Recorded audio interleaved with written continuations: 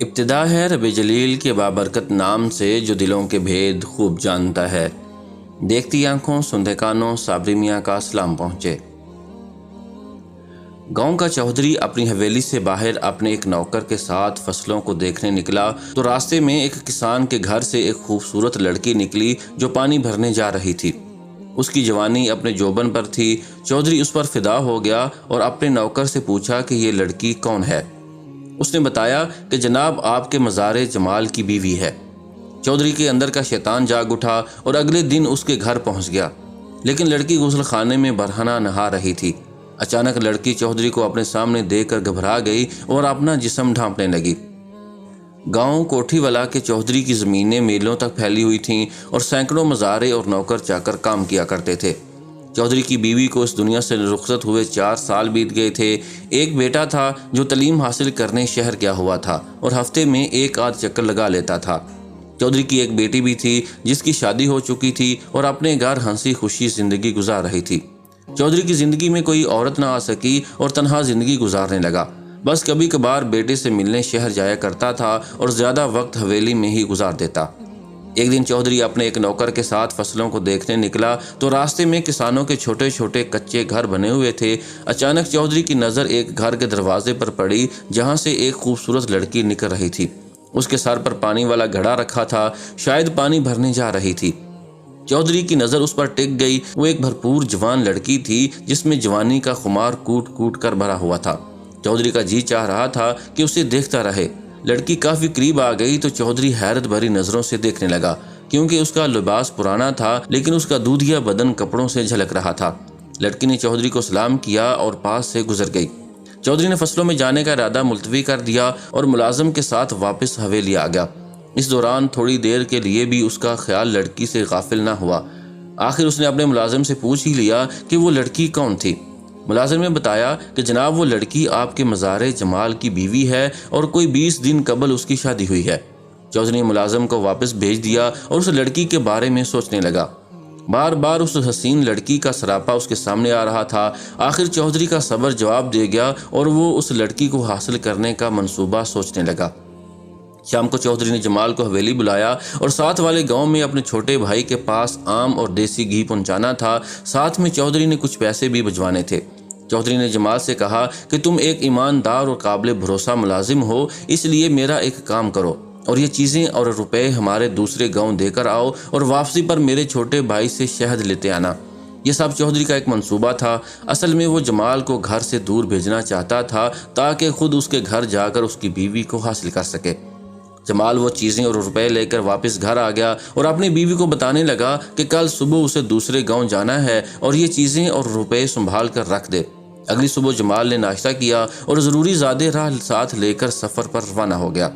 دوسری طرف چودھری بہت بے صبری کے ساتھ انتظار کر رہا تھا کہ جلدی سے وہ اس لڑکی کے پاس پہنچ جائے اور اسے حاصل کر لے۔ چودھری نے اپنا اچھا لباس زیب تن کیا، اچھی خوشبو لگائی اور اپنا لال رومال ہاتھ میں تھام لیا جسے وہ ہر وقت اپنے ساتھ رکھتا تھا۔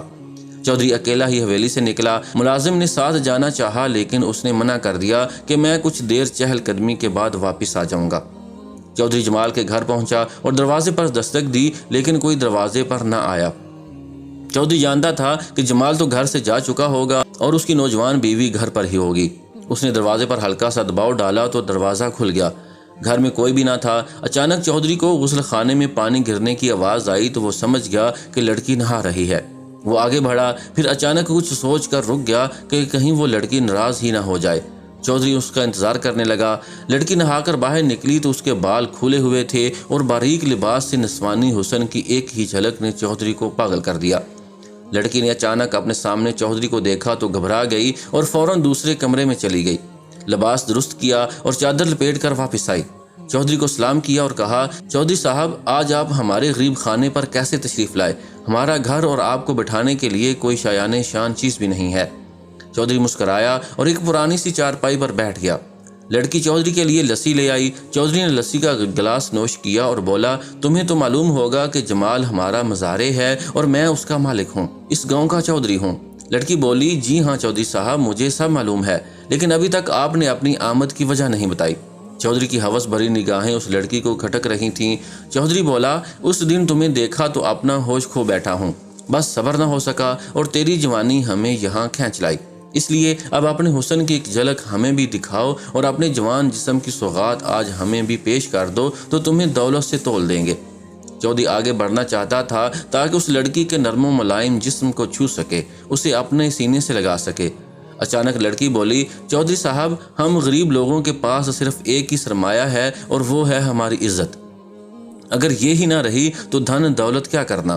چودھری کے پیش قدمی رک گئی اور کچھ غصہ بھی آیا کہ لڑکی اس کی پیشکش کو ٹھکرا رہی ہے۔ لڑکی پھر بولی، چودھری صاحب، ہم ان پڑھ لوگ تو ایک بات جانتے ہیں کہ شیر کبھی کسی کا جھوٹا نہیں کھاتا، اور آپ وہاں سے امید لگا بیٹھے ہیں جہاں سے آپ کا ایک عام سا ملازم روز سراب ہوتا ہے۔ میں آپ کے ملازم جمال کی بیوی ہوں جسے وہ روز منہ لگاتا ہے، اور میں پچھلے کئی دنوں سے اس کی دسترس میں ہوں۔ آج آپ اپنے ہی ملازم کی بچی کھچی بیوی سے امید لگا بیٹھے ہیں۔ اگر آپ سمجھدار ہیں تو کبھی بھی اس حوض سے پانی نہیں پئیں گے جس سے آپ کا کتا پانی پیتا ہو۔ مجھ سے آپ کو کچھ نہیں ملے گا۔ چودھری سمجھ گیا کہ اس لڑکی کو حاصل نہیں کر سکتا اور واپس لوٹ گیا، لیکن اپنا رومال وہیں بھول گیا۔ اب ذرا جمال کا حال بھی ملاحظہ فرمائیں۔ کچھ دور تک سفر کرنے کے بعد اسے خیال آیا کہ جو روپے چودھری نے دیے تھے وہ تو گھر ہی بلایا تھا۔ وہیں سے واپس ہوا اور گھر پہنچا اور بیوی سے روپے لانے کا کہا جو وہ بھول چکا تھا۔ اچانک اس کی نظر اس سرخ رومال پر پڑی جو ہر وقت چودھری اپنے پاس رکھتا تھا۔ تب اس کی سمجھ میں آ گیا کہ اس کی غیر موجودگی میں چودھری نے اس کی عزت پامال کر دی ہے۔ وہ بہت دل برداشتہ ہوا اور وہ روپے لے کر بیوی کو بغیر کچھ کہے اپنی منزل کی طرف روانہ ہو گیا اور شام تک چودھری کا کام مکمل کر کے لوٹ آیا اور چودھری کو جو وہ شہد لایا تھا پیش کر دیا۔ چودھری نے اسے انعام کے طور پر کچھ روپے بھی دیے، جس سے جمال نے بیوی کے لیے اچھا سا لباس خریدا اور کچھ کھانے پینے کی اشیاء اور فروٹ لیے گھر کی طرف چل پڑا۔ گھر پہنچ کر سب سامان بیوی کو دیا اور کہا، تیار ہو جاؤ، آج ہم تمہارے میکے جا رہے ہیں اور یہ سامان بھی ساتھ لے لو۔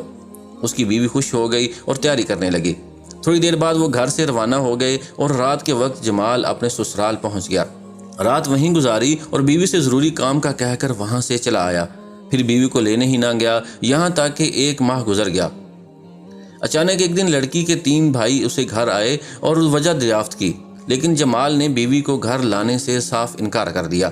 وہ تینوں اس گاؤں کے قاضی کے پاس گئے اور معاملہ بتایا کہ جمال نے ان سے ایک ہرا بھرا باغ لیا اور اب اجاڑ کر واپس دے رہا تھا اور وجہ بھی نہیں بتا رہا۔ قاضی نے جمال کو حاضر ہونے کا حکم دیا۔ جمال آیا تو قاضی نے وہ بات دہرائی جو اس کی بیوی کے بھائیوں نے کی تھی۔ اس وقت چودھری بھی قاضی کے پاس موجود تھا اور ساری صورتحال کو دیکھ رہا تھا۔ جمال نے کہا، قاضی صاحب، میں نے باغ جس حالت میں لیا اس سے زیادہ اچھی حالت میں واپس کیا ہے۔ قاضی ان تینوں کی طرف متوجہ ہوا اور پوچھا کہ جمال کیا ٹھیک کہہ رہا ہے؟ انہوں نے بتایا کہ جی جناب، لیکن جمال باغ واپس کرنے کی وجہ کیوں نہیں بتا رہا؟ تب قاضی نے ایک بار پھر جمال سے دریافت کیا تو جمال نے کہا، اصل میں کچھ دن پہلے میں باغ میں گیا تو وہاں ایک چیتے کے پاؤں کے نشان دیکھے اور میں ڈر گیا اور اپنی جان کے چلے جانے کے خوف سے باغ چھوڑ دیا۔ وہاں موجود چودھری بہت شرمسار ہو رہا تھا۔ وہ ساری بات سمجھ گیا اور بولا، جمال، چیتے نے تمہارا باغ خراب نہیں کیا، ہاں وہ وہاں گیا ضرور تھا، لیکن تمہارے باغ کی حفاظتی باڑ بہت مضبوط تھی۔ وہ چیتا کچھ دیر وہاں رکا لیکن باغ سے ایک پتا بھی نہ توڑ سکا۔ تم جاؤ اور باغ واپس لے لو، وہ بالکل محفوظ ہے۔ چودھری اتنا کہہ کر وہاں سے چلا گیا اور جمال اسی دن اپنی بیوی کو گھر لے آیا اور ہنسی خوشی زندگی گزارنے لگا۔